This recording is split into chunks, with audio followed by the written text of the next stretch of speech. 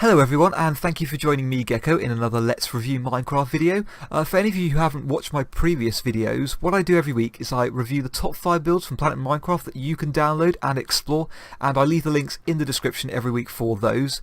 This week we are doing the first week of the new year, so I hope you guys are having a great 2017, a great start to it. This is the 1st to the 7th of January this week, and I will just fly you around. Typically I do top 5, but then I do a 6th build, which is the runner-up build, which I think came close but not quite there. This week I've also got a 7th build that I'm not going to actually show you, but I will leave the link in the description for you guys to have a look around it and check it out. Basically it's a custom-made tree in the middle of an ocean with a city built around it, so it's not overly big, probably no bigger than 100 blocks wide, but still a good one to check out. The one I'm currently in right now is our 6th build, so our runner-up. It's called Santorin. Now, there is a place called Santorini, which is an island. I'm not quite too sure where it is now, it escapes me. But I don't think this is based on it. Anyway, this one's by Ovi and another builder. I will just take you around. You start off in a large Colosseum, but it's a ruined Colosseum. So a large Roman Colosseum. I'll just fly up, and I'll take you outside. So it's in the middle of the ocean. So it's on its own custom-made island, and around it we've got some Roman boats, we've got a little harbour there. Just over there we've got an amazing ruined temple, and then we've got some gardens, a Roman palace over there, and I think it looks absolutely fantastic. I'm using the Zeus shaders, so I'm running that with Optifine and Forge in 1.10.2. There's not yet, I don't believe, a 1.11, but nonetheless, you're not going to be missing many blocks, and I've not managed to find any in this yet. I think it looks great because it's not a fully built place. It's been ruined, so there's vines growing in places, there's random things lying around. It kind of looks like it's been deserted. It doesn't look like a ruin, it looks like it's been deserted like 50 years or something like that. Where we've got no floor now for the Colosseum, and then there's plants growing and trees growing.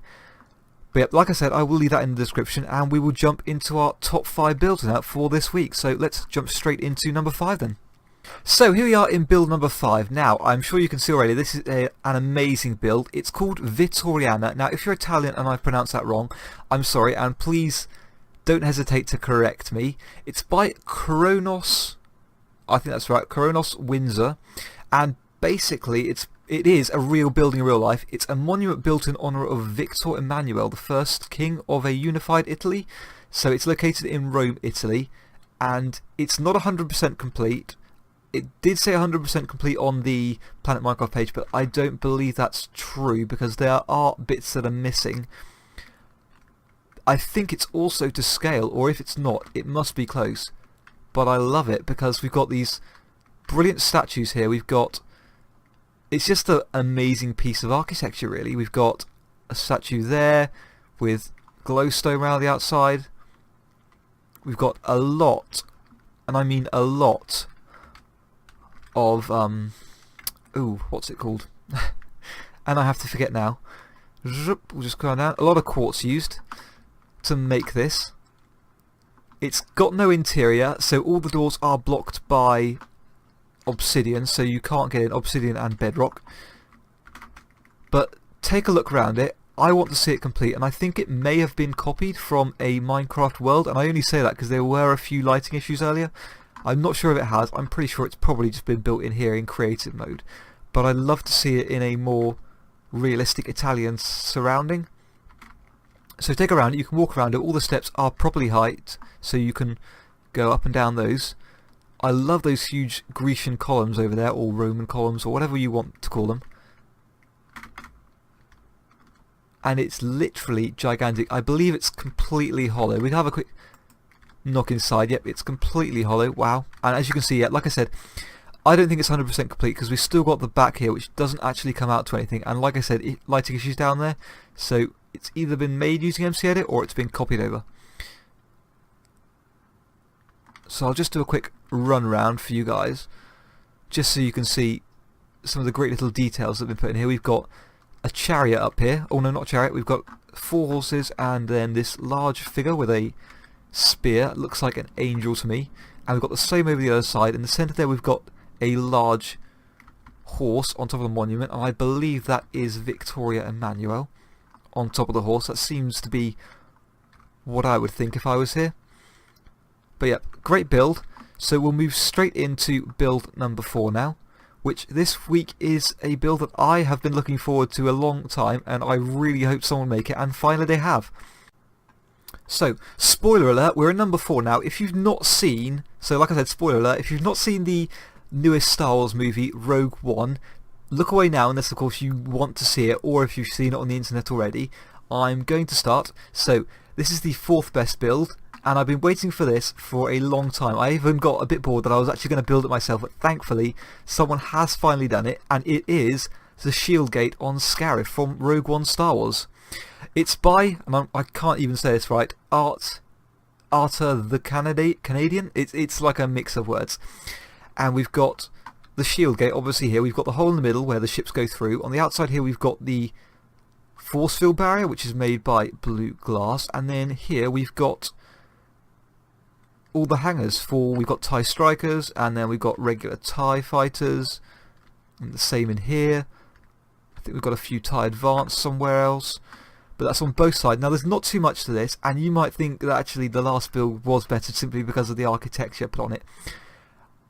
I'm a Star Wars fan, so maybe I'm a bit biased towards this build this week, but that's the reason I chose it for number 4, was because it's not as great as some of the other builds that I'm about to show you, but I've been waiting for it for a long time, and it's a ginormous build. I'm currently viewing this at about 1,200 kilometers render distance, just to try and fit it all in, because 32 chunks on render distance Minecraft was not even going to get from there to there. But yeah, that is build number 4, and we'll move straight to build number 3 now, which is similar to a build I showed just 2 weeks ago. So here we are at build number 3, guys. Now this is called Harmony of the Seas cruise ship. It's built by Supergator01, and what's interesting about this is that I reviewed another ship called Harmony of the Seas just 2 weeks ago, only that one was built by Harry Tung 202. So I don't know if you've seen the video I did from 2 weeks ago. I did have a look around because I wasn't sure whether or not this was an exact copy by Supergator, but I have had a look around it, and it is authentic, it is original. I had a look around, there are some noticeable differences to make sure that it definitely wasn't copyrighted, so that's fine. So I was a bit unsure about putting this one in the video until I found the differences. So you start off at the helipad and you work your way around. We've got this lovely use of wool, I think, down there, and ice to make the sort of bubbly water around the seas.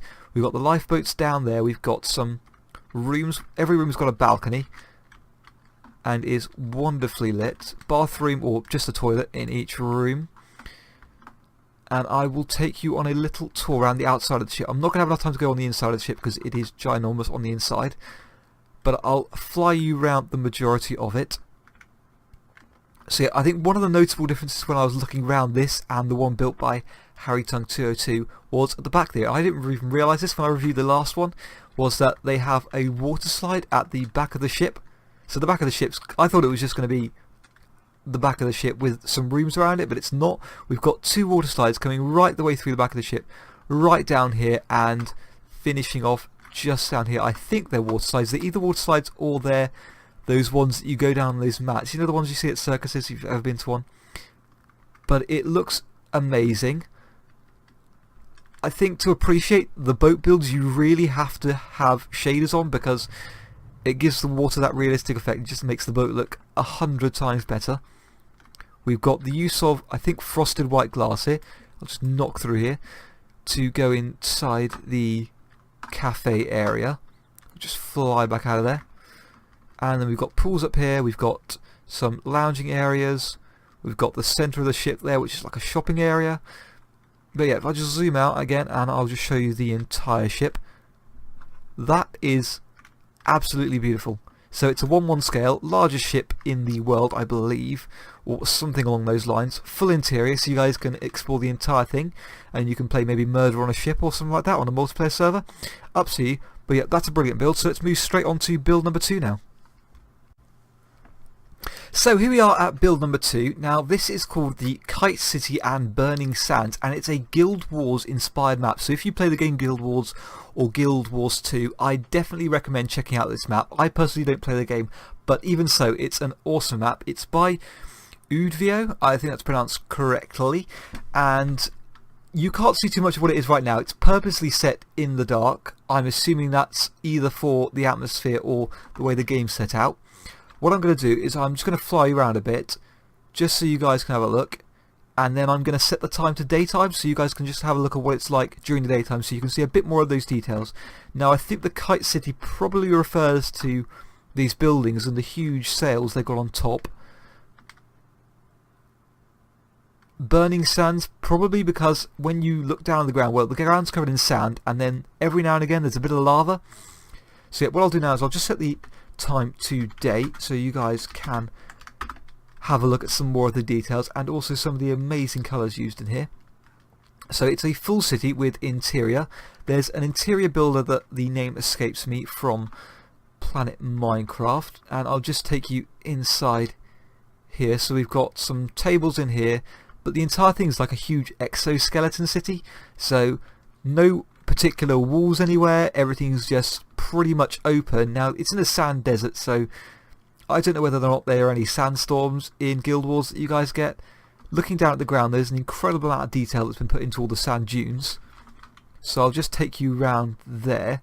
If you fly a bit further out, because it doesn't go on forever, but the sand dunes go a bit further out, and there are some flying creatures. Now I'm not sure what those are. They look kind of like dragonflies to me, but they are probably not because they're giant dragonflies.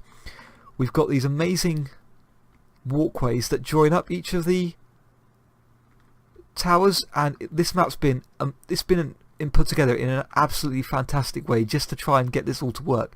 The spacing between all the towers, the way they're joined up, the height of each one of them.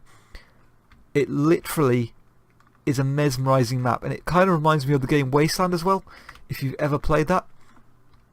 If not, have a look at Guild Wars, the game, and have a look at Wasteland just to see what I'm getting at here.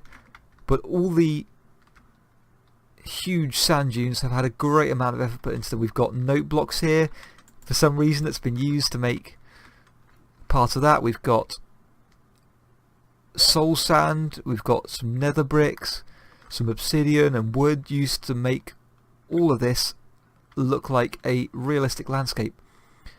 So yeah, this is literally an incredible build, and when I first saw it, it blew my mind, and even now it does. Those there remind me of the Sydney Opera House, the way they sort of arch over. We've got the strange use of like a lattice here for the roof of whatever this is. It's like a council chamber. That's a brilliant use of doors there for chair backs. And I think there's a bedroom and some other little bits around here. But yeah, that's a brilliant build. So congratulations for that for Udvio, for your honestly outstanding build this week. Shame we couldn't make it to number 1, but now I'm about to jump into number 1, which this week is a city build.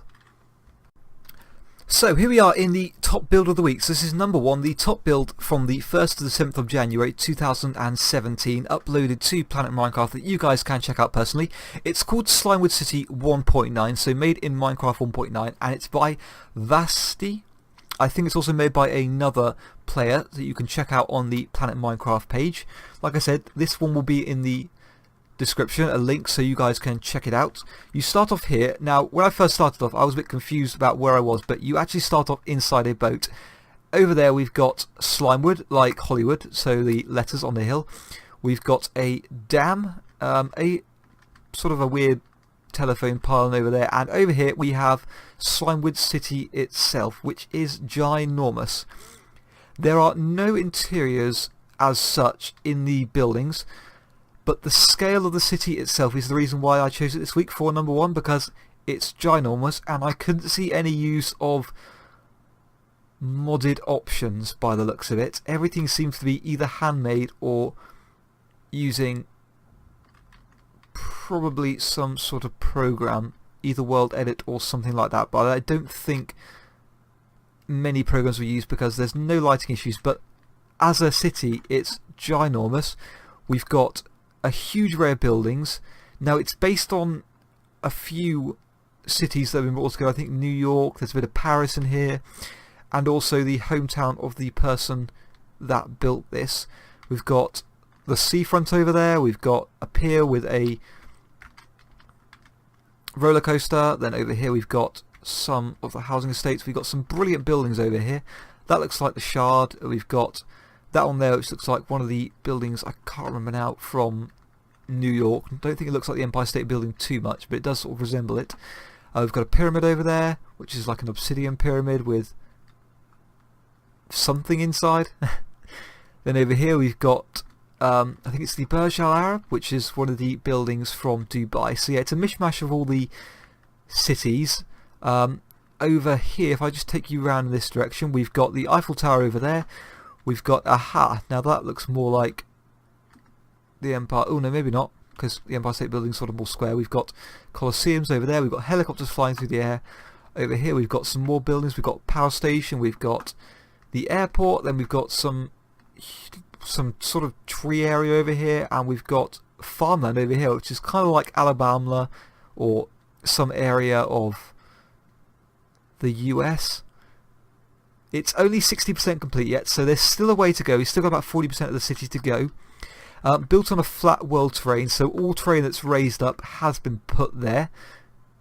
So custom terrain, custom buildings. We're sticking today with this sort of straight roads. We've got some ridiculously thin buildings here that I can just sort of fly through. But this is a brilliant building. I don't know if you guys play Garry's Mod or any game like that, but this would be great for one of those hide and seeks, cops and robbers, you know, those sorts of games that you play on Garry's Mod in the large cities. We've got some oriental style building there built on a hill. We've got what looks like a Pokemon there, and then, oh, okay, fair enough, yep. I guess there's everything here. We've got a smaller version of what looks like the Golden Gate Bridge. We've got a track over here for racing cars on, and all other kinds of stuff. So yeah, check this one out. So congratulations to Vaasty for a brilliant build this week, for an amazing city build that's gigantic and has tons of buildings in. Typically cities usually make it into my top 5 builds simply because there's so much you have to do in them to make them look right. There's so many buildings and you can't just make all the buildings look the same. So congratulations for the best build this week. If you guys enjoyed the video, please like and subscribe for more awesome videos every week, and I will see you next week. Remember guys, take care and keep on mining.